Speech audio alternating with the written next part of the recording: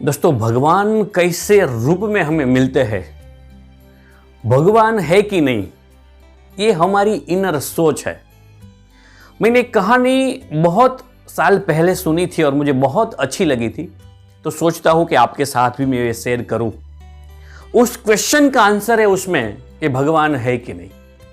एक छोटा सा गांव था, एक पुजारी सालों से उसकी पूजा अर्चना द्वारकाधीश भगवान कृष्ण भगवान की कर रहे थे। उसकी जो धर्म पत्नी थी वो बोलती थी कि आप इतने साल से कृष्ण भगवान की पूजा करते हो, मैं जो प्रसाद आपको देती हूं वो प्रसाद कृष्ण भगवान आरोगते हैं कि नहीं आरोगते, खाते हैं कि नहीं खाते। तो हर टाइम वो जो ब्राह्मण है उसको जवाब दे देता था कि ये श्रद्धा की बात है और जो भगवान है और डेफिनेटली वो भोजन करते ही होंगे। उस ब्राह्मण की धर्मपत्नी ने कहा कि ऐसा नहीं है, कल 9 बजे मैं आपको एक खीर बना के देती हूं और वो खीर आप कृष्ण भगवान को भोग चढ़ाना, प्रसादी के रूप में लेके जाना। और मंदिर में सब लोग 9 बजे के बाद आते हैं, तो मैं सोचती हूं कि 9 बजे नहीं, आपको 7 बजे वो प्रसादी, वो खीर मैं आपको बना के देती हूं और वो आप कृष्ण भगवान को भोग चढ़ाना। और देखते हैं कि आपने 30 साल 40 साल तक कृष्ण भगवान की पूजा अर्चना की है, भगवान की भक्ति की है, तो वो खीर भगवान लेते हैं कि नहीं लेते। हमेशा कोई भी व्यक्ति, हम जानते हैं कि अपनी पत्नी के सामने झुक जाता है। वो धर्म पत्नी की बात को टाल नहीं सका, उसने कहा ठीक है, श्रद्धा की बात है, गुजराती में कहेवत है कि झेरना पारखा ना हो, ए रीते उसने वही सोचा कि भक्ति है, उसमें ज़्यादा नहीं सोचना चाहिए। लेकिन मेरी वाइफ है, मेरी धर्म पत्नी ने कहा है कि ये खीर आप लेके जाओ। तो वही हुआ। सुबह जो ब्राह्मण की पत्नी थी उसने मस्त प्रसादी बनाई, खीर बनाया। उसने अपने हस्बैंड, अपने पतिदेव, उसको दिया खीर कि ये आप कृष्ण भगवान को भोग चढ़ाना और देखना कि कृष्ण भगवान ने वो खाया कि नहीं खाया, उसने वो भोजन लिया कि नहीं लिया, वो प्रसादी एक्सेप्ट की कि नहीं की। कृष्ण भगवान को याद करते हुए उस ब्राह्मण ने वो खीर ले ली और जो मंदिर में वो सालों से पूजा अर्चना करता था वहाँ 7 बजे पहुँच गया। मंदिर के सामने उसने खीर रखी, अपनी आंखें बंद करी और वो जो कृष्ण भगवान के जो श्लोक है वो बोलना उसने स्टार्ट किया। उसको श्रद्धा थी कि कृष्ण भगवान जरूर आएंगे, डेफिनेटली आएंगे। लेकिन 7 के 8 बज गए, 9 बज गए। गांव के जो भी दर्शनार्थी उस मंदिर में दर्शन करने के लिए जो आते थे, उसने देखा कि ये ब्राह्मण क्या कर रहा है, 7 बजे से वो खीर भगवान के सामने रखी और वो आजीजी भी कर रहा है, ये भगवान आप इसका भोग कर लो। एग्जैक्ट 10 बजे एक बिखरे हुए बाल, अपने कपड़े का कुछ ठिकाना नहीं, जिसको हम लोग भिखारी बोलते, वो भिखारी दरवाजे पे आया और उस ब्राह्मण की आंख में आंख डाल के बोला कि बहुत अच्छी खीर दिख रही है, भगवान को नहीं तुम मुझे दे दो, वो खीर मुझे दे दो। मैं 2 महीने से अच्छा भोजन नहीं आ रहा, 2 महीने से खाना खाया है डेफिनेटली, लेकिन मैंने ऐसी अच्छी खीर, ऐसे अच्छे पकवान मैंने 2-3 महीने से नहीं खाया है। तो मेरी इच्छा है दिल से कि आप मुझे वो खीर दे दो। और वो मैं वैसे भी 3-4 घंटे से भूखा हूँ। तो उस ब्राह्मण ने उस भिखारी के सामने देखा और कहा कि नहीं, ये तो भगवान का भोग है, तुम चले जाओ। वो अच्छी लैंग्वेज में उसको नहीं बोला, जिस हमारी लैंग्वेज में हम जिसको इंसल्ट कहते, अपमान कहते, उस ब्राह्मण ने उस भिखारी का थोड़ा सा अपमान किया। वो डिप्रेशन में, वो थोड़ा सा निराश होके वो भिखारी वहां से चला गया। जंगल में मंदिर था, तो भिखारी के बाद 2-3 बंदर, वो बंदर वहां आए और उसने प्रयत्न किया उस प्रसादी, उस खीर को लेने के लिए, लेकिन ब्राह्मण ने उसको भी भगा दिया। दोपहर हो गया, ब्राह्मण ने कुछ खाना नहीं खाया, लेकिन अंदर से श्रद्धा थी कि मेरे कृष्ण भगवान प्रसादी के लिए जरूर आएंगे, जरूर आएंगे।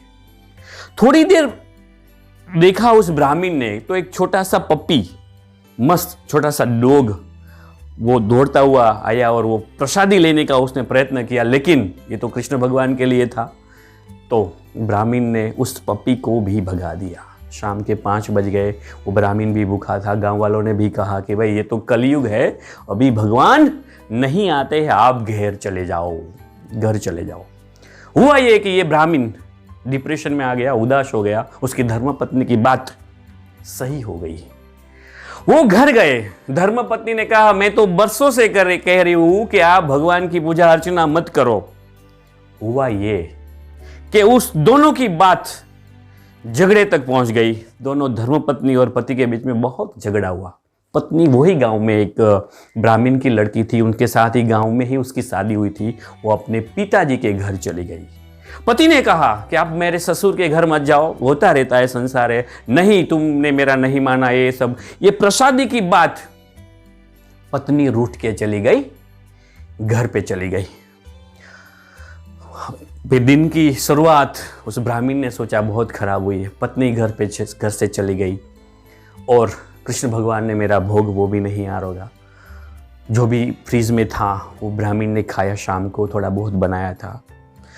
रात को 9-10 हो गए, बारिश थोड़ा आना चालू हुई और लाइट चली गई। ब्राह्मण कृष्ण भगवान को बोलता है कि पूरा दिन तूने मेरा खराब किया, तूने मेरी प्रसादी नहीं ली, कोई बात नहीं, आज घर पे कोई नहीं है, इतनी गर्मी हो रही है। तो पूरी लाइट चली गई। उस ब्राह्मण ने उस रात कैसे निकाली होगी वो खुद जानता है। मच्छरों ने काटा, हवा की तेज, बोलता है ना, वो बहुत बारिश आ रही थी। पूरी रात उसने वहां पे भगवान को कोसते कोसते निकाला कि तूने प्रसादी तो नहीं ली, लेकिन मेरी वाइफ वहां से चली गई, मैं अकेला इस घर में और लाइट भी नहीं है।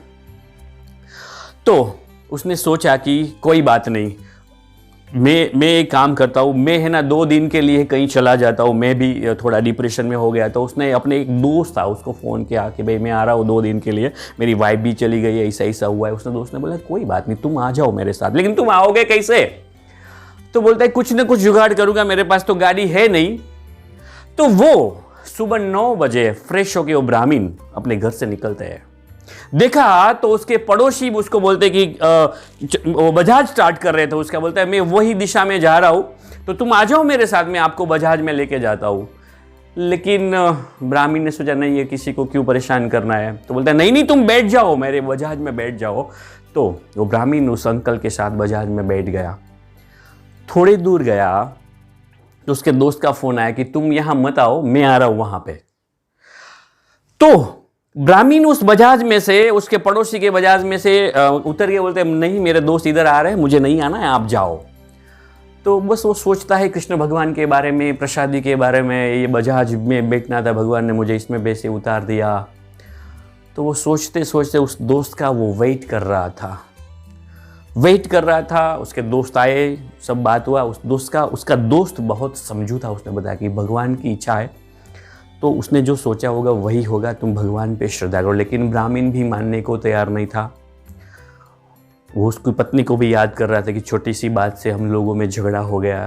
तो बोलता है मेरी वाइफ की भी भूल नहीं है, मेरी भी भूल नहीं है, चलो हम अपने वाइफ के घर जाते हैं, उसको समझाते हैं। और हम तो उसका दोस्त और वो उसके वाइफ के घर गए। वाइफ तो वैसे ही, उसको इतना भी झगड़ा नहीं हुआ था।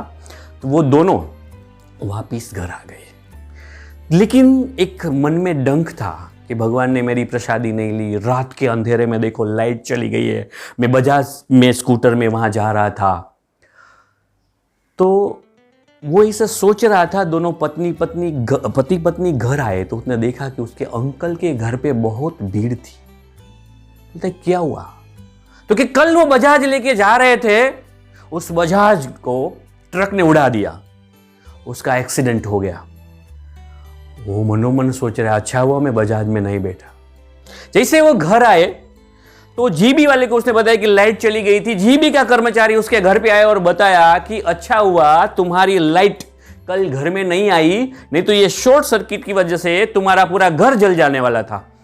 उसको लगा आश भगवान थैंक्स। उसने बोला रात को वो पति पत्नी खाना खा के जब पति सो रहा था तो सपने में कौन आया मालूम है? श्री कृष्ण भगवान।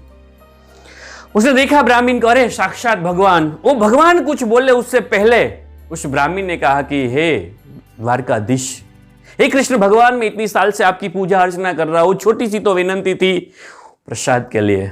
तो उसने बोला कि हे बेटा, मैं तेरे लिए भिखारी बन के आया था। जो भिखारी था ना वो मैं खुद था कि मेरे भक्त की पूजा अर्चना है, मुझे उसका प्रसाद लेना है, मुझे उसकी खीर टेस्ट करनी है, लेकिन तूने मुझे वो नहीं दिया। मैं तेरे लिए बंदर बना, मैं तेरे लिए पूरा वहां एक छोटा सा पप्पी बन के आया, तब भी तूने मुझे खीर नहीं दिया। तो तू बता मैं क्या करूं? ब्राह्मण को अफसोस हुआ तो उसने बताया कि बेटा उस रात मैंने ही तेरी लाइट बंद कर दी थी, अगर मैं लाइट बंद नहीं करता तो तू और तेरी पत्नी दोनों उस शॉर्ट सर्किट में इस दुनिया में नहीं रहते। मैंने ही तुझे उस बजाज से नीचे उतारा था कि अगर उस बजाज में अगर तू बैठता तो तू उस पड़ोसी के साथ तू भी इस दुनिया में नहीं होता। वो ब्राह्मण को इतना बोलते हैं ना कि इतना फील हुआ, इतना अफसोस हुआ कि हमें कृष्ण भगवान के बारे में क्या सोच रहा था। उसने वापिस भगवान को थैंक्स किया, पूरी बात उसने अपनी पत्नी को बताई। उसने पत्नी का भी जो शक था, वो डाउट था, वो क्लियर हो गया। तो दोस्तों, इस ब्राह्मण की, उसकी धर्म पत्नी की, उसके पड़ोसी और उस दोस्त की आपको कहानी इसलिए सुनाई कि भगवान किस रूप में हमारे सामने आ जाते हैं किसको मालूम है। कौन सी बुढ़िया अगर आपसे थोड़ा सा भीख मांगती है, 2 रुपया मांगती है, क्या मालूम वो कौन सा परमात्मा है, क्या आत्मा आपके सामने आ रही है। तो मोरल ऑफ द स्टोरी है कि अगर भगवान नहीं है तो वो हम डाउट नहीं करेंगे। जो भी शरीर है उसके आत्मा में जो परमात्मा, जो परम तत्व विराजमान है, वही तो भगवान है। तो मैं और आप अगर ह्यूमन की सेवा करेंगे तो सृष्टि हमारे ऊपर डेफिनेटली हैप्पी होगी, खुशी होगी, उसमें कुछ डाउट नहीं है। ये स्टोरी, एक कहानी मुझे बहुत अच्छी लगी थी जिस टाइम पे मैंने सुनी थी, तो इसीलिए मैंने भी आपके साथ शेयर की। दोस्तों, ये कहानी अगर आपको अच्छी लगी है, ऐसी स्पिरिचुअल नॉलेज है, स्पिरिचुअल बातें हैं, मैं अपनी इस चैनल में हमेशा अपडेट करता रहूँगा, अपग्रेड करता रहूँगा। तो एक नम्र निवेदन के मैं और आप हमेशा एक साथ जुड़े रहे, इसके लिए ये जो मेरी चैनल है PM जडेजा लाइफ कोच, आप उसको सब्सक्राइब कीजिए, अपने दोस्तों के साथ भी शेयर कीजिए और छोटा सा मैसेज दीजिए कि अत्र तत्र सर्वत्र भगवान है और डेफिनेटली है। Thank you very much.